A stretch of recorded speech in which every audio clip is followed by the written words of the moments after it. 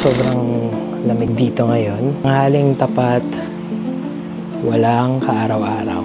Siguro around 14 degrees ngayon or siguro or less. So parang ang sarap magbulalo. Tara, samahan niyo ako magluto. Sa mga hindi pala nakakalam kung nasan ako ngayon, nandito pala ako sa Amerika. Pero di ako nakatira dito babakasyon lang. And since malamig ang panahon dito, kadalasan gusto natin yung mga may sabaw. Pero dito, hindi madaling magluto ng Filipino food kasi hindi lahat ng rekado ay nandito. Kaya didiskartehan mo na lang. Lalo na pag mga gulay or mga iba't ibang spices. Kaya kung ano yung nandyan, pwede na yan. At ang mga rekado pala dito, sobrang mahal. Halos triple or times 5 pa ng presyo compare dyan sa Pinas. Pero kung gusto mo talaga ng Filipino food, ganun talaga.